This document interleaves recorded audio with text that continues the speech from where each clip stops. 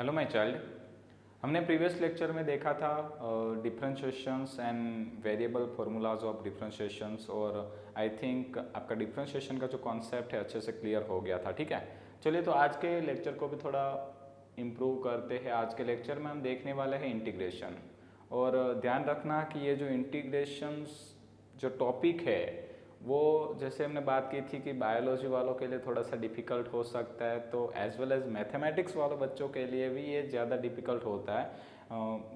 No chance है, जो maths वाले बच्चे होते हैं वो 12th में इंटीग्रेशंस को पढ़ते ज़रूर हैं, बट फिर भी उनको भी ये थोड़ा ज़्यादा डिफ़िकल्ट लगता है। तो आज हम इंटीग्रेशंस के वो थोड़े से टॉपिक देखेंगे, वो फॉर्मूलाज देखेंगे कि जो हम फिजिक्स के अंदर उसको अप्लाई करते हैं। ठीक है, तो चलिए ज़्यादा टाइम ना लेते हुए हम सबसे पहले तो बात करेंगे हमारे रूल्स के बारे में। जैसे कि हमने डिफरेंशिएशन का रूल देखा था कि ऊपर की जो पावर होती है वो मल्टीप्लाई होती है और पावर में से एक को हम माइनस करते हैं। ठीक है, तो ऐसा ही एक रूल्स है इंटीग्रेशंस के लिए।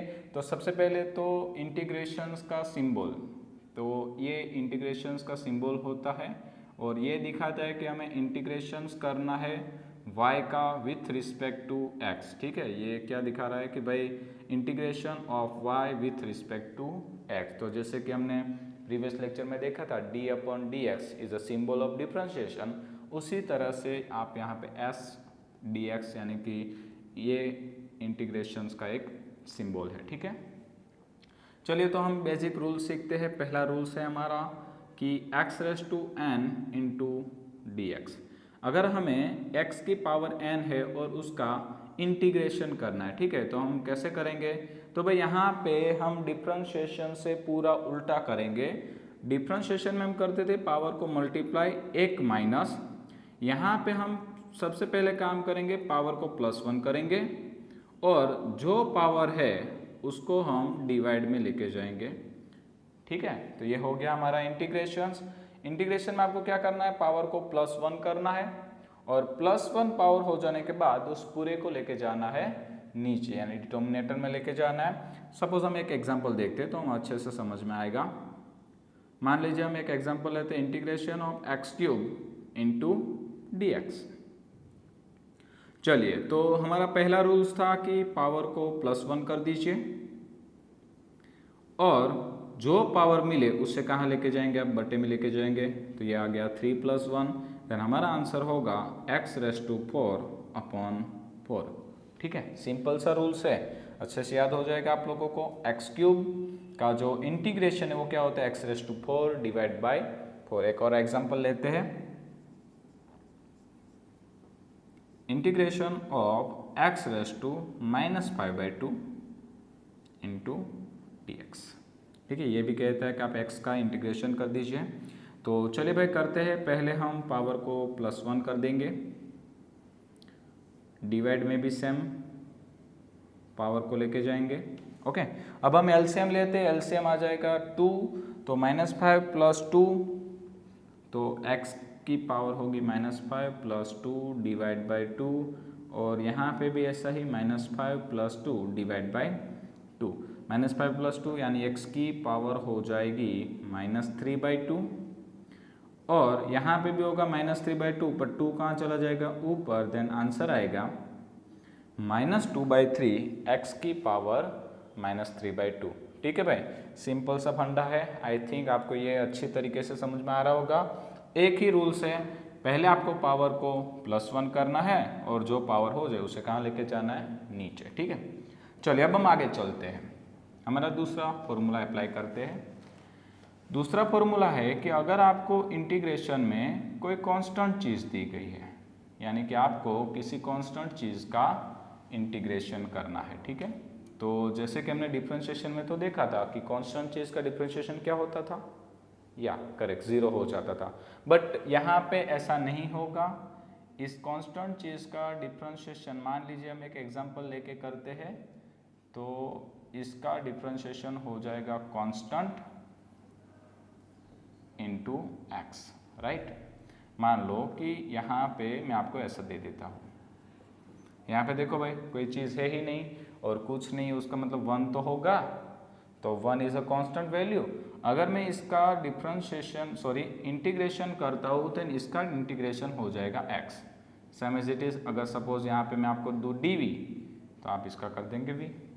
मतलब कि अगर आपको कोई वैल्यू ही नहीं दी है, यानी कि वैल्यू होगी 1 is a constant value, then आप dv का इंटीग्रेशन कर देंगे v, right. Suppose by chance आपको ऐसा दिया गया है 2 इंटू डी एक्स, तो 2 इज अ कांस्टेंट वैल्यू, तो 2 ऐसे ही रहेगा, इंटीग्रेशन ऑफ डी एक्स ऐसा लिख सकते हैं हम, तो ये आ जाएगा 2x। सिंपल है, राइट, समझ में आ रहा है, ग्रेट। चलिए नेक्स्ट स्टेप में चलते हैं। हमारा नेक्स्ट स्टेप ये कहता है कि मान लो कि आपको दिया गया है कोई integration sine x into D X. तो हमने देखा था साइन एक्स का डिफ्रेंशिएशन होता था कॉस, बट यहाँ पे होता है साइन का डिफ्रेंशिएशन माइनस कॉस एक्स, ठीक है। नेक्स्ट अगर मैं बात करूँ कि integration of cos x into D X, तो ये हो जाएगा माइनस साइन एक्स।